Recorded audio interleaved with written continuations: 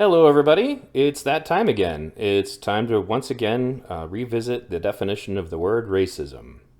I've already done one video on this topic in what is going to be a series called Taking Words Back, which is basically just about kind of identifying words that they're trying to change the definitions of to suit certain agendas.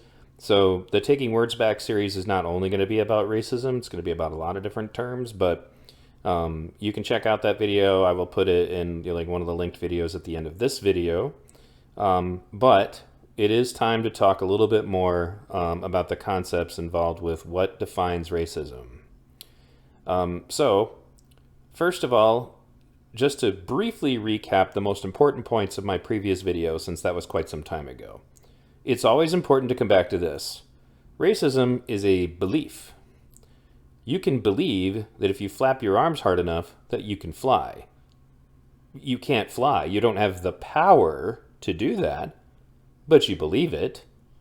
And racism is a belief. Beliefs don't require power to do anything about what you believe.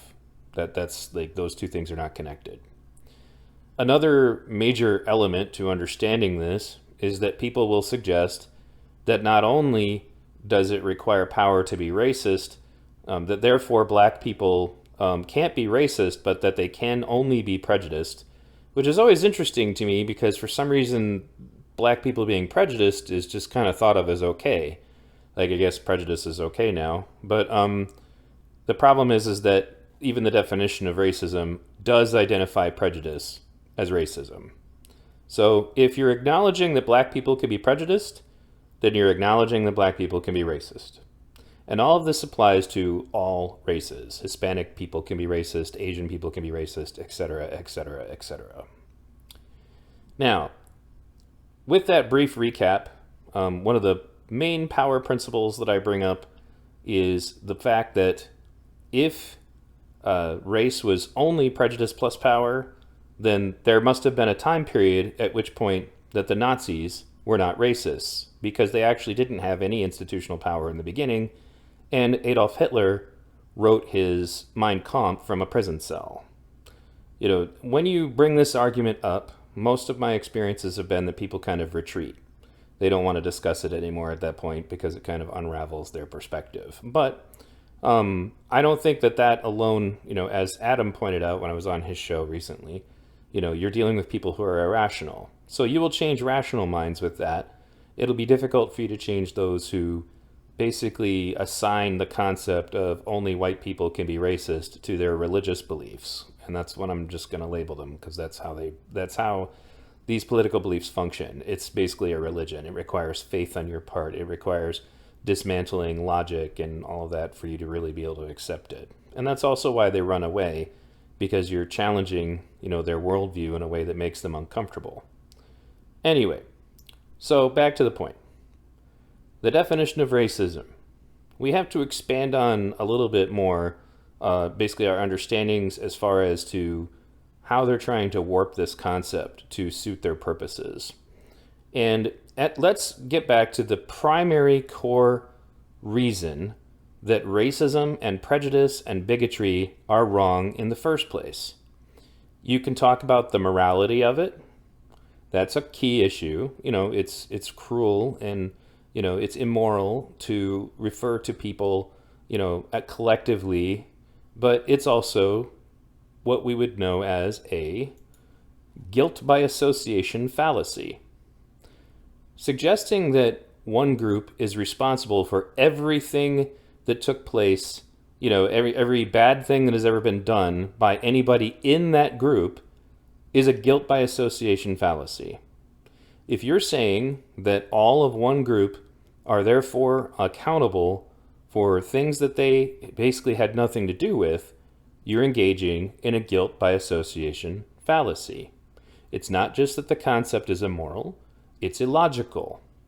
There's no reason, for example, why a white person who was mugged by black people should be permitted, at least if they want to be logical or even moral, should be permitted to make generalizations about all black people. It doesn't make any sense, and it's immoral. But on the same token, you can't associate all white people with things that some white people have said.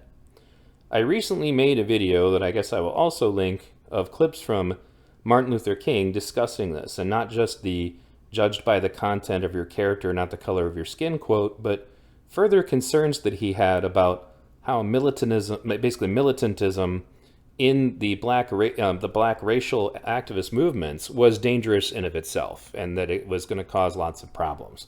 And more specifically, how he said that we cannot allow this to become a distrust of all white people. So let's get back to this basic core concept, the guilt by association fallacy. I am not responsible for things I had nothing to do with. Period. You are not responsible for things that you had nothing to do with. So, at its core, that's why prejudice is wrong, not only immoral, but also, and not only unfair, but also illogical. That's why racism is wrong. The belief that certain races have certain characteristics, and therefore you should be able to treat all people of a given race the same. And this also is true of gender. Sexism is a guilt by association fallacy.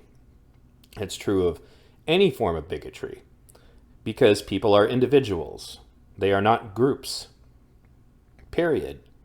I mean, that's really the end of it. You can't make this argument, and basically without deciding. I've decided that I'm just going to engage in irrational, illogical thinking, which unfortunately seems to be common right now, but not if I have anything to do with it. But regardless, so just to sum this up, if you believe that all people in any group are responsible for or should be associated with something that one or even a lot of people in that group did, whether it's looking at black crime statistics or what you believe to be white privilege statistics or whatever, you're engaging in a guilt by association fallacy, which is a form of ad hominem. And it's not just immoral, it's just not rationally sound. It doesn't make any sense. And it's also kind of an effort, like if you've been watching my Do You Think for Yourself series, to prevent people from thinking clearly when they're looking at the words coming from, say, or the arguments coming from a specific, individual who may be part of a certain group. Which is why, for example, white people are told that they're not allowed to talk about racism, and all black people are said to be, automatically correct. The funny thing about that is that, that's kind of coming around to kick them in the face, because too many black conservatives are stepping forward and saying they don't agree. But anyway, so another issue about defining racism, and racial behaviors, and group, behaviors that is coming up right now from the left is this concept of othering. So they're saying obviously that, only, basically only the oppressors do this, but ironically, a lot of what's going on in all of the woke activism right now is a form of othering. But one of the reasons I like using othering is that most of the literature that I've read on othering does not preclude or exclude the possibility that you could other white people. But the people that are bringing this up, they would object to that. I'm sure they would find some way to try to word salad around this issue. But types of othering people by age, othering people by sexual orientation, othering people by religion, othering people by gender identity, othering people by skin color, othering people by political affiliation. You'll notice that it says skin color, not certain skin colors, certain gender identities, etc., etc., etc. So let's read this. What is othering?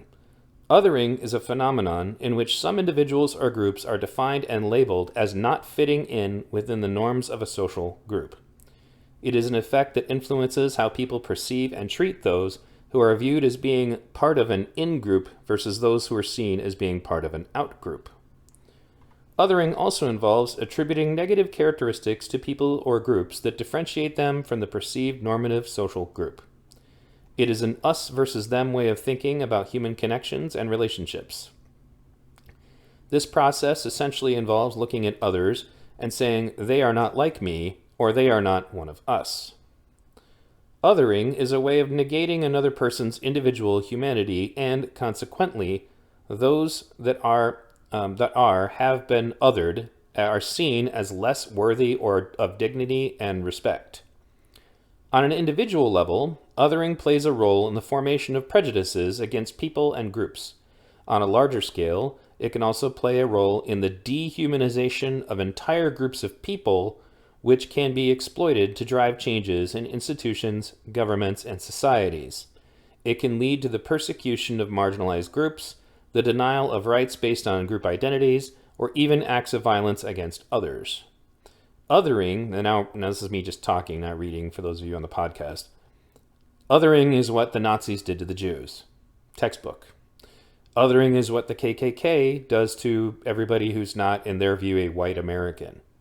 Othering is what the Nation of Islam, meaning the black racist, black supremacists in the Nation of Islam, do to white people.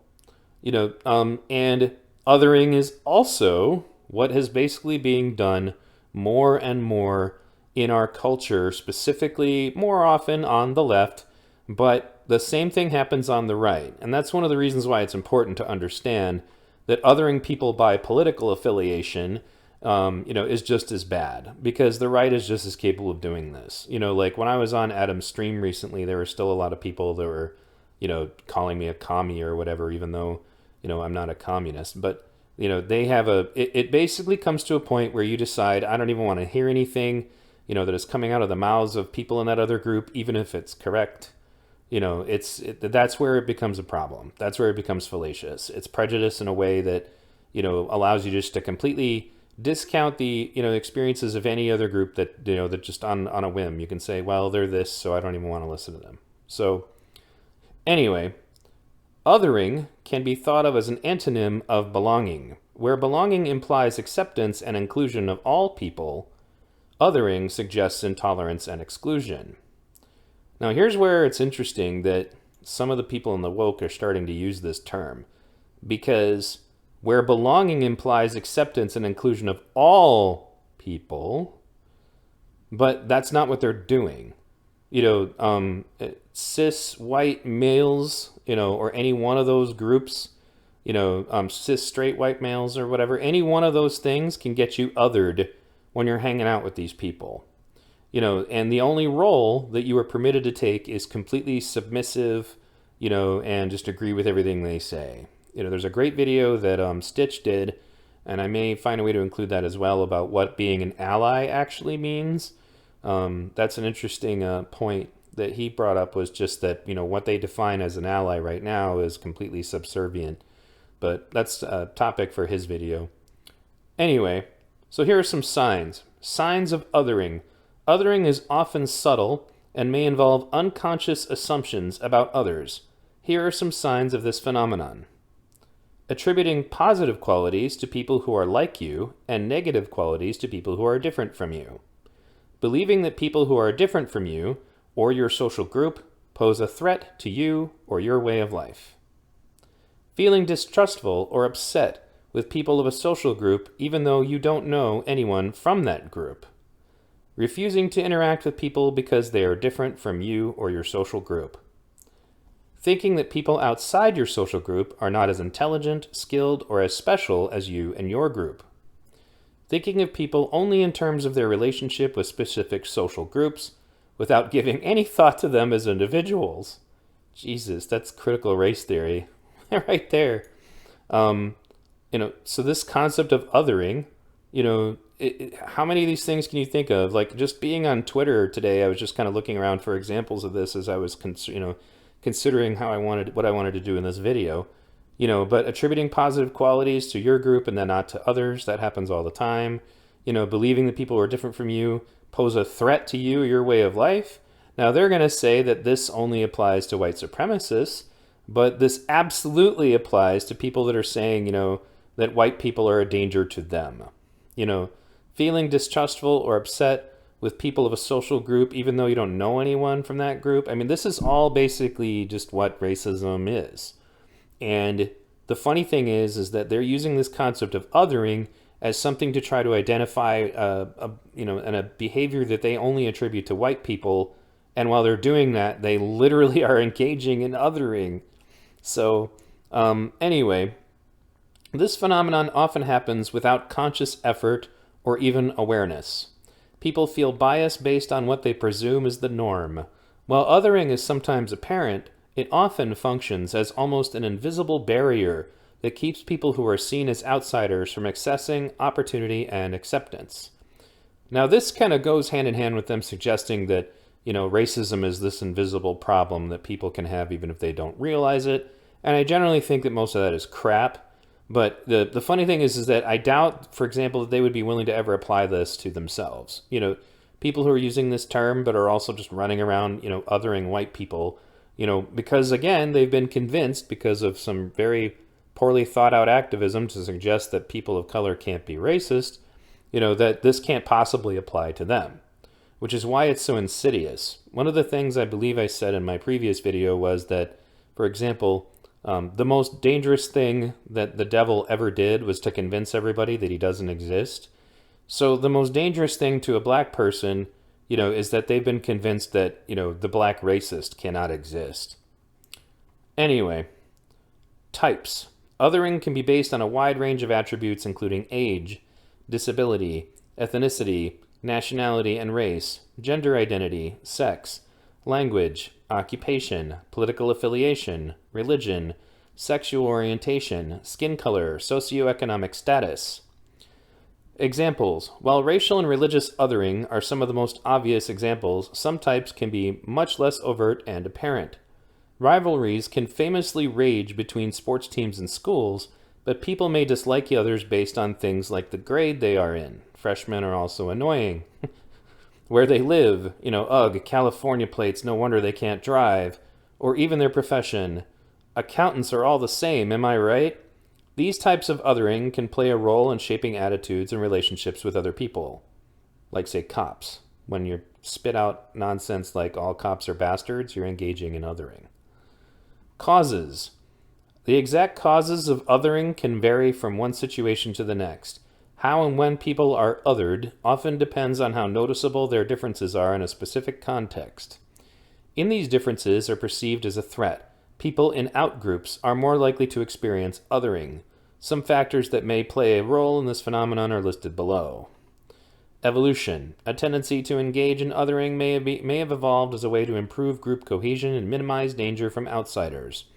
In the ancient past, it was important for people to form close-knit groups and clearly define the boundaries between their allies and their enemies. Helping those who were close to you, most often your family members who were similar to you and shared the same genes, was critical for survival. So this is what I was talking about when I said that there's kind of like a primitive instinct in the back of our heads that still affects us.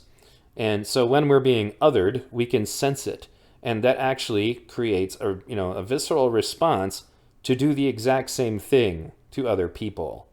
This is the reason why the current racial activism of spitting you're this, you're that, and your group is this, and your group is that, and we want you to be the out-group. That's essentially what they're trying to do. And the reason why the backlash from that creates a tendency for those people to then, in turn, try to other you in return. Racism begets racism, like we said in my show with Daryl Davis.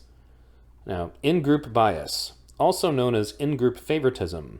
This is a psychological tendency to favor one's own in-group over members of out-groups. Researchers suggest that factors such as competition for resources can lead people to bond and form alliances with members of their own groups. Other factors such as a self-identity and social identity also play a role in this favoritism. In-group bias often influences how we evaluate others, how we treat them, and how we share our resources with them. Now, this point here in the middle is the reason why when I was teaching my kids about racism, I had them watch a film called Gangs of New York.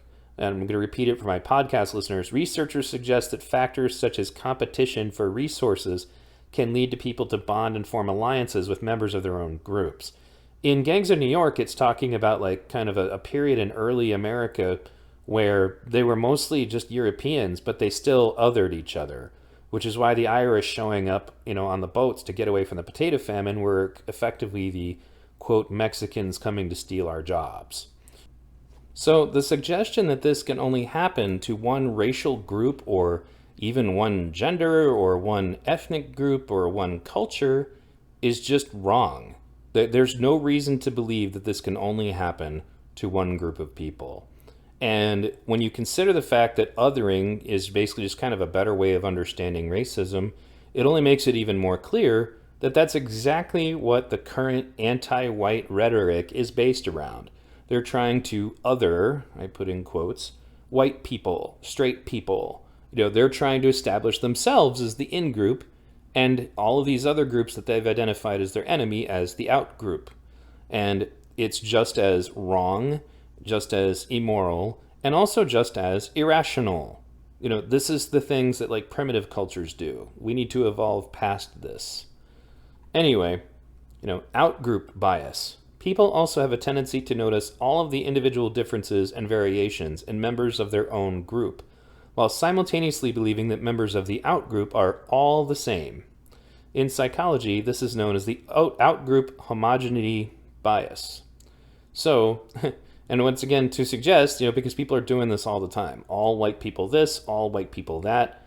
Like if you remember that show I did where I went over the talk from the psycho chick from Yale who was a psychologist giving a talk where she just went on to talk about white people this, white people that, white people it's the same thing.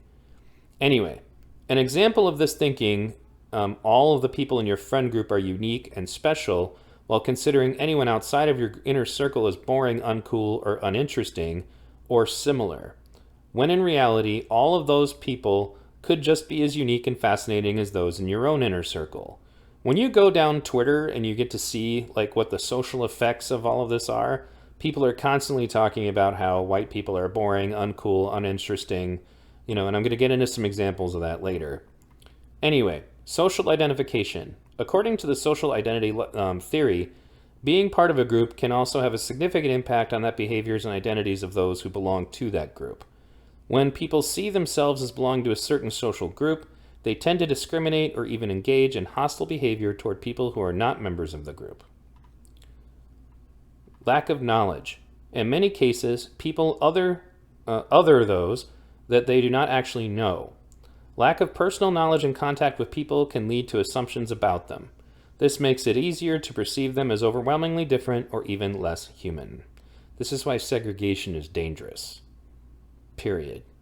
That's why, and the fact that they want to bring segregation back, which is what they state in critical race theory documents, and I'm going to do shows about that later, means that they want people to be othered.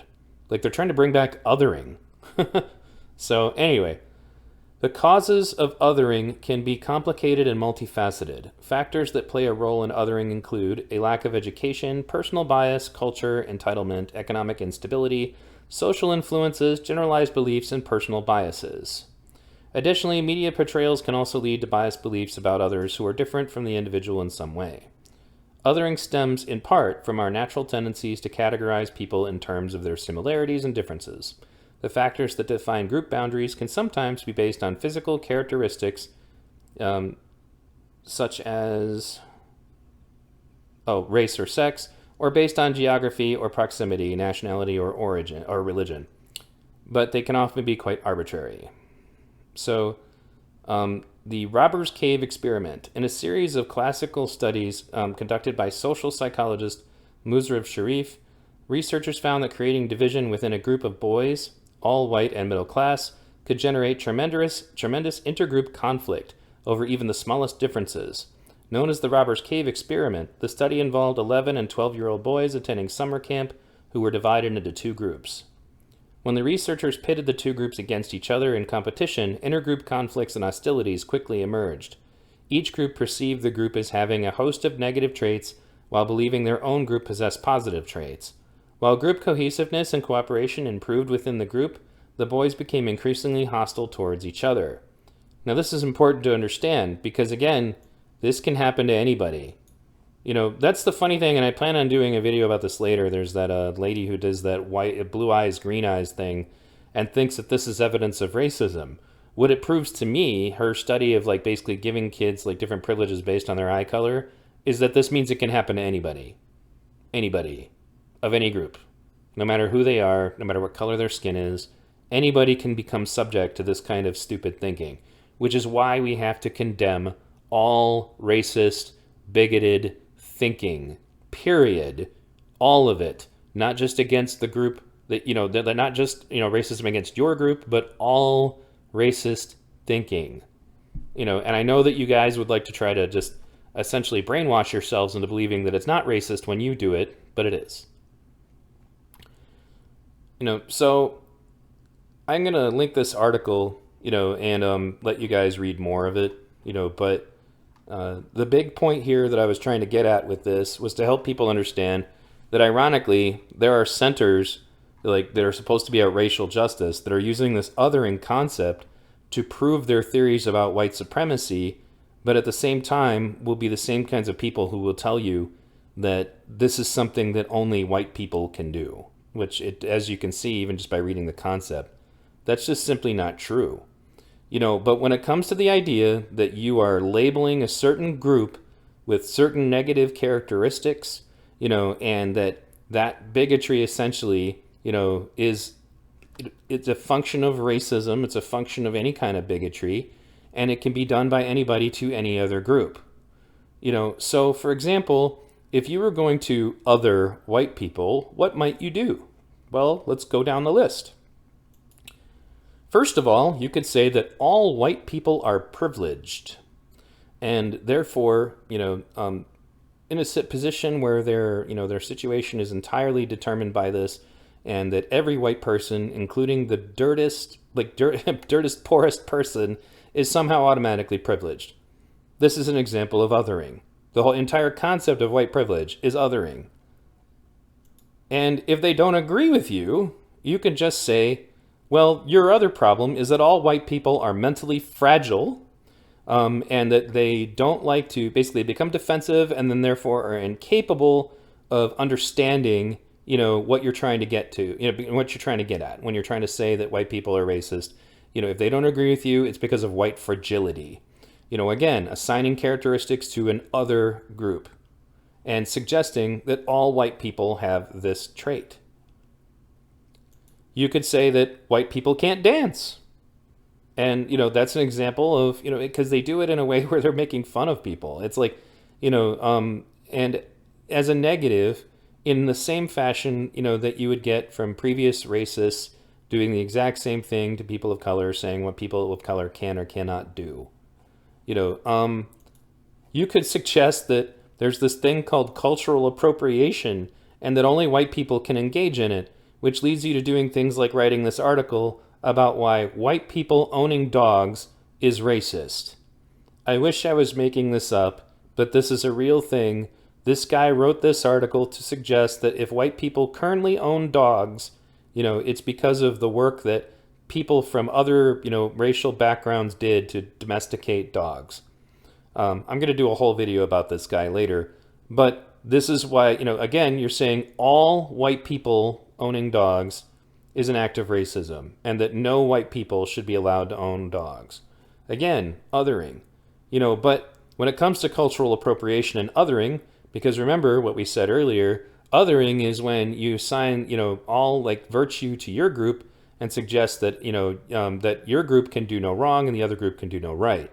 So for example, when they ask the question, is it cultural appropriation when a black woman does Irish dance? And of course the Washington Post, does this article and finds ways to kind of word salad around this issue and say, well, no, it's not cultural appropriation when black women do Irish dance.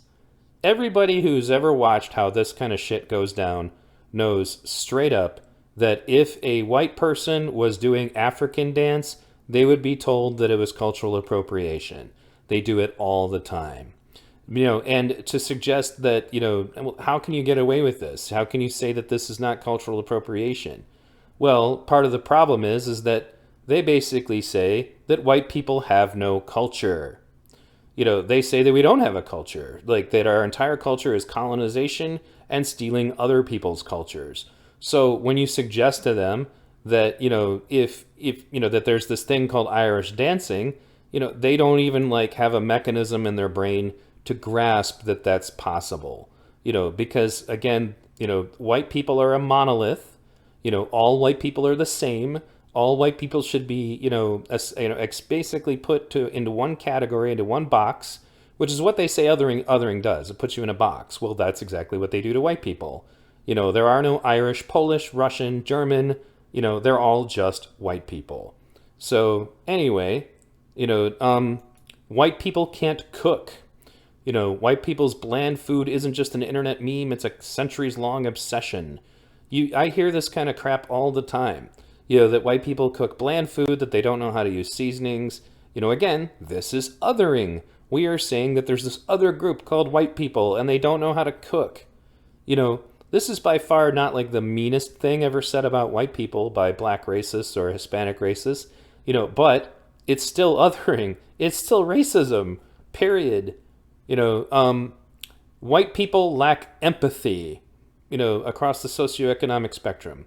I've had also like black supremacists who like basically aspire to this concept that supposedly melanin is literally the source of empathy and humanism. Like humanists will say that this is why is because white people can't possibly have empathy. They're incapable of it because they don't have enough melanin. That's an example of othering again, and still, once again, racism. Let's go back to the racism. Again, what is it? A belief that race is a fundamental determinant of human traits and capacities, and that racial differences produce an inherent superiority of a particular race. So again, if you're engaging in this nonsense, that you believe that white people have certain, characteristics, you're engaging in racism. Anyway, all white people are afraid to talk about race, apparently, according to this. And you do hear this all the time. Here's another one. White people don't listen. Like it's, shh, white people, listen. Like we're just supposed to sit there and listen to anything that any person of color says and accept it as gospel verbatim. One of the elements of critical race theory is to suggest that you should believe, the lived experiences of black people or Hispanic people without question. They even say that they want to move social science towards the lived experiences and not to, actual like studies that can be replicated. And all the while they're going to tell you that any of your lived experiences as a person who is not one of them is just anecdotal. Once again, coming back to othering, all virtues are for your group and, all negatives are for the other group, so if you're talking about your lived experience as a white person, it's just anecdotal and therefore not relevant. If you're talking about your lived experience as part of the in-group that they have assigned to themselves, then your information is just as solid as actual peer-reviewed data. Are white people bad for the environment? White people are bad for the environment. I looked at this one earlier and they're trying to say, for example, that the origins of global warming are rooted in racism. The racism of I know better. You can find articles where they talk about how white people's food choices, makes them more responsible for global warming. That this is another example of, once again, we're assigning characteristics to white people and we're othering them. So, and then here's, of course, two of my favorites. Yes, my dear, all white people are racists. I actually just had an exchange with this Marley K chick on Twitter, and I took a screenshot of some of it because she was talking about microaggressions, but that's a topic for a different show. But the point is, all white people are racists.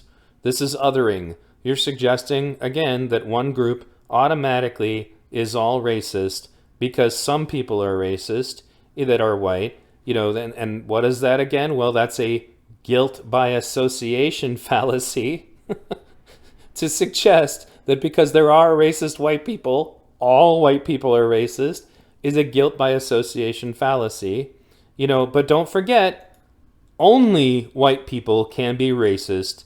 And this is what they really want to say out loud, which sometimes you can't really get them to do. This notion that they want only white people to be racist. Normally they won't say this. This is normally the quiet part that that they spit out loud. But in this article here, on the Oklahoma, Aspiring Educators Association website or whatever. So again, all white people this, all people that, only white people this, only white people that. These are all examples of othering, and they are all examples of guilt by association fallacy. And it is once again not only illogical, it's also immoral to do this. And if you do this, then you are engaged in prejudice, which according to the definition of racism is racism. Under the definition it says behavior or attitudes that reflect and foster this belief, racial discrimination, or prejudice.